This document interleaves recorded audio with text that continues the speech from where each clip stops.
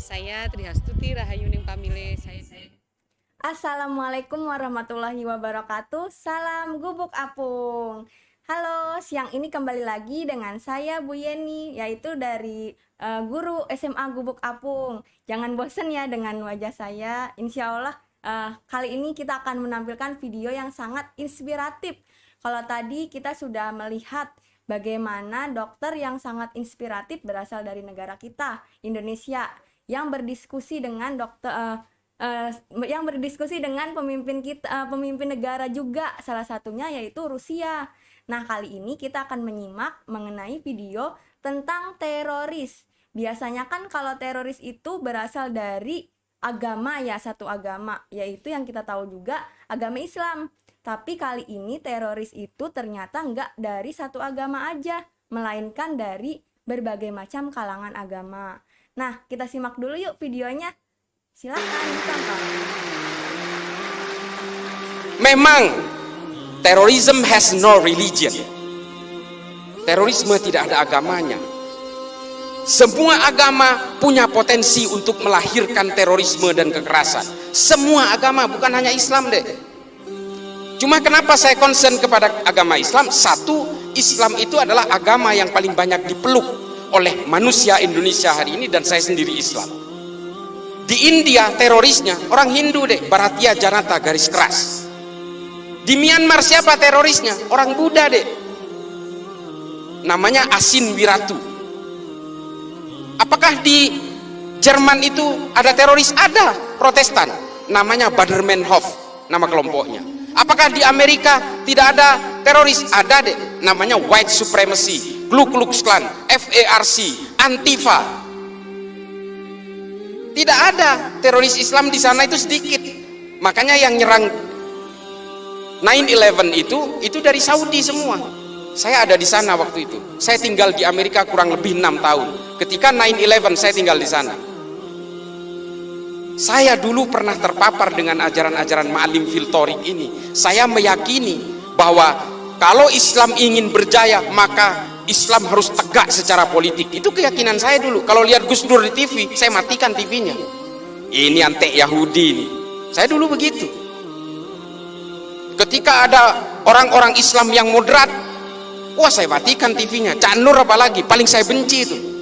Nurholis Majid, Allah yarham. Buya Syafi'i Ma'arif, saya ganti channelnya, saya mending nonton yang lain. Itu dulu saya seperti itu. Tapi kemudian saya berusaha mempelajari semuanya. Saya baca buku kanan, buku kiri, buku tengah, saya baca semua. Das Kapital saya habiskan, L'état de Révolution saya habiskan, Ma'alim fil Thoriq, Jahilatul Qarnil Istrid, saya baca semua. Hingga akhirnya apa? Kepala saya menjadi melting pot dari kesadaran-kesadaran kognitif bahwa manusia dan takdir-takdir keimanannya ini selalu berbeda. Kalau saya lahir di Meksiko, saya pastikan 1000% saya Katolik. Saya tidak bisa nantang soal hidayah. Ini benar-benar prerogatifnya Allah. Tapi kalau saya lahir di Argentina, saya Katolik deh. Lalu kemudian dengan takdir-takdir kelahiran itu, apakah kita kemudian seolah-olah, oh karena saya Islam, sejak lahir saya Islam, maka saya yang akan paling menghuni surga. Kalau orang yang berbeda dengan saya pasti masuk neraka. Selalu punya niatan-niatan seperti itu. Demikian juga dengan orang yang Kristen, kalau kalian mau percaya. Orang yang Katolik juga begitu kok. Inilah konsep-konsep dasar keyakinan itu. Lalu apakah saya menganggap semua agama benar? Bukan itu konsepnya. Setiap orang yang memeluk agama pasti menganggap keyakinannya paling benar. Persoalannya, apakah dengan menganggap keyakinan saya yang paling benar, apakah saya harus menyalah-nyalahkan keyakinan orang lain? Kan nggak harus. Itu adalah kesalahan besar, offsetnya di situ. Dengan mengatakan istri saya cantik, saya tidak harus mengatakan istri orang lain jelek kok. Ini loh analoginya. Maka kemudian Habib Ali Al-Jufri membuat sebuah buku, judulnya Al-Insaniyah Qabla Tadayyun, mengenal kemanusiaan lebih dulu sebelum mengenal agama. Karena apa? Kelahiran kita dan konsep-konsep keimanan ini berbanding linier. Kita beragama Islam karena lahir dari negara dengan mayoritas Islam dan dari orang tua beragama Islam. Kalau kita ini lahir di negara-negara dengan beragama Hindu misalnya di India, kita lahir di Jammu misalnya, bisa jadi kita ini Hindu. Atau lahir di Bali, bisa jadi Hindu. Sementara kita tidak pernah ditawarkan mau lahir dari orang tua beragama apa. Tiba-tiba kita lahir brojol Islam, ikut keimanan orang tua, lalu I'm the man, I'm the holder of universe.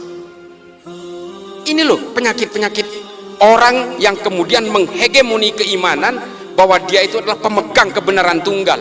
Makanya kalau kita ingat tulisannya Thomas Aquinas dalam Summa Theologica, saya paling memegang ini. Meskipun Santo Thomas Aquinas ini adalah seorang Katolik, bukunya itu saya habiskan.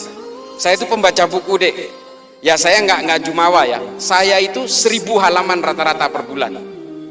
Saya baca buku itu. Makanya saya merasa I'm feeling free.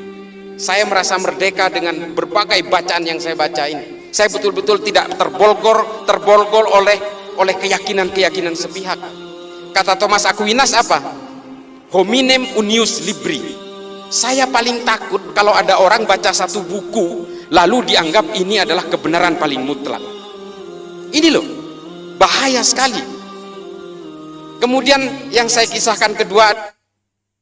Oke, kita sudah menyimak video inspiratif yang bagaimana ini menjadi pengetahuan baru juga ya. Ternyata teroris itu bukan hanya dari satu agama, tapi di berbagai negara banyak sekali macam-macam teroris. Kali ini kita akan mengundang Pak Haji Dedi untuk bergabung dalam podcast kali ini. Silakan Pak Haji. Karena ada tamu, mohon maaf untuk kepala sekolah diundur minggu depan. Oke, karena ada tamu hari ini, jadi untuk narasumber kita akan undang untuk di minggu depan. Jadi untuk kali ini kita tutup dulu. Demikian video inspiratif hari ini. Wassalamualaikum warahmatullahi wabarakatuh. Salam gubuk apung.